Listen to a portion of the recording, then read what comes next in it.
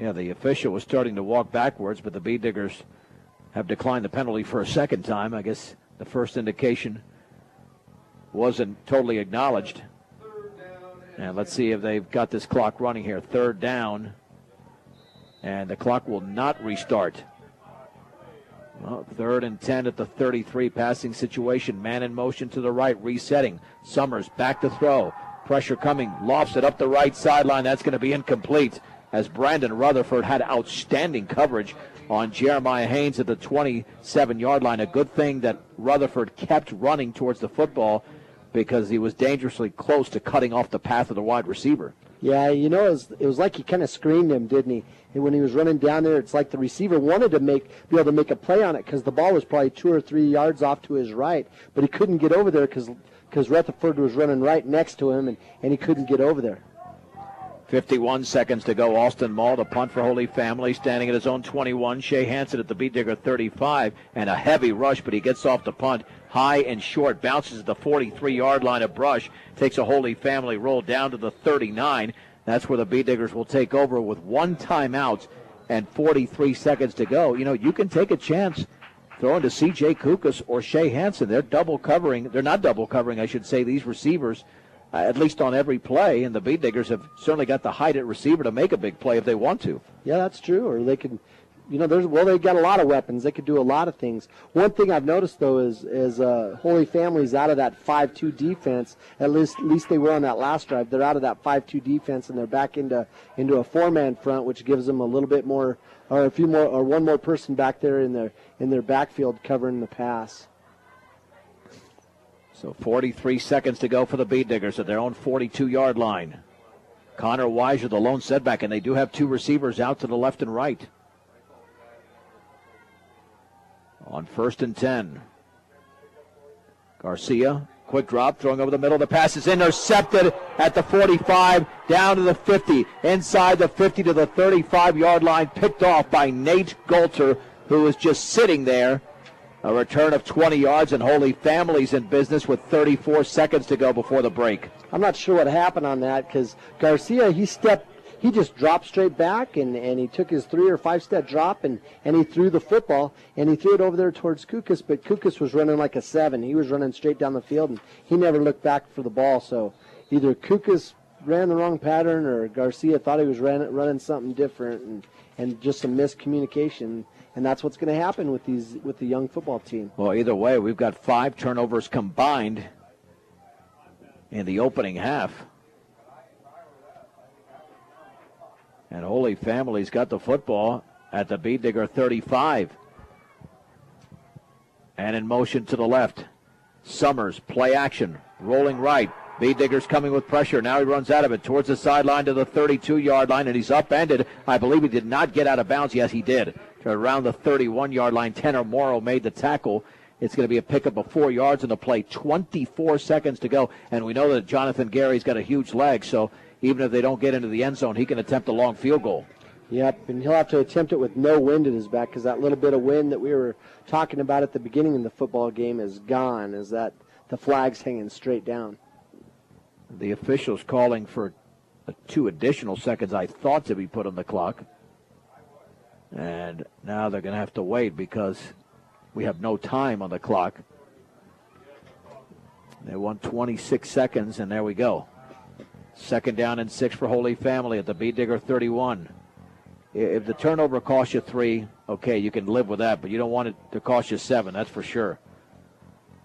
On 2nd and 6 from the 31 with a back split. Summers, back to pass. Now the pressure's coming. He throws off his back foot, incomplete underneath at the 40-yard line.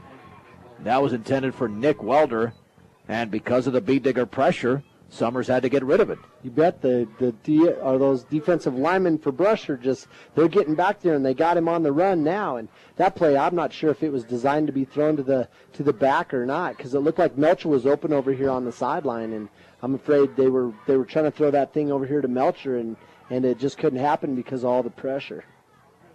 3rd down and 6 to go from the 31-yard line. Holy Family leads by 3 with 20 seconds to go. This has been a long half. 5 turnovers combined, 3 by the Bee Diggers, 2 by Holy Family. The backs are split on that right hash mark. Summers back to throw towards the right sideline. Incomplete. Over the outstretched left hand of Jeremiah Haynes. That ball was thrown errantly by Summers. It'll be 4th down with 17 seconds to go. It looks like Jonathan Gary is going to come in and attempt about a 47 or 48-yard field goal. We'll call it 48 yards. Just inside that right hash mark. And we know he's got the leg. Off the hold of Austin Mall. And now a timeout is called. Brush's 3rd timeout. Dave, I think one thing that there may be cautioning Brush about, even though he's got a big leg, you got to watch out for the fake. Oh, yeah, when it's only 4th and 6 and they have backs that are as quick as that, and especially with Gary back there that's already shown how fast he can run, they could snap it straight back to him and he could take off with it. So I'm sure Coach Creighton's thinking about icing them, but at the same time just alerting the guys and reminding them not to be asleep and be on top of their game here right before half. Yeah, I tell you, this, so what, about 10 o'clock already? I mean, this has been a long half here from Bead Digger Stadium. But a good, solid, competitive game. And let's face it, I mean, we can mention 5 turnovers all we want, but these things are expected, even from both sides. Holy Family did graduate lots of talent from last year, even though they've got a solid core of players out there as well. And now we'll have it'll be about a 47-yard attempt. They get a little bit closer to the line of scrimmage. Maul the holder. Gary to attempt it. There's the snap. It's down, and there's a fake, and the pitch right, and down the right sideline. That'll be a 1st down at around the 20-yard line on that pitch to Thomas Lambert with 9 seconds to go, and that could set up just for a shorter field goal, and that's going to be a gain of 11. And again, Dave, that's part of the reason I think the timeout was called, to watch out for that fake, but the Bead Diggers couldn't stop it as the tackle was made along the far sideline. Now Holy Family calls a timeout. They might have one shot at the end zone. It'll be at the 19-yard line, and you wonder what they're going to do here, because I believe that's their last timeout, and if it is, they got to go end zone one play and then try the field goal on the next play. Well, you know, Melcher and Haynes are the 2 guys that have received a pass for him so far today. Both of them are bigger kids that have shown a lot of speed, so if they're going to throw the ball, those are the 2 guys that Brush really needs to concentrate on. 1st and 10 for Holy Family. 9 seconds to go. They're at the 19-yard line of Brush, leading by a field goal. They've got 2 receivers out to the right. Man in motion to the left is Welder. Back to throw is Summers. There's a flag down, and that is illegal procedure against Holy Family. Now the clock says 6 seconds. They'll have to reset that to 9 because the play never took place. So they'll have to reset, but they're back to the 24.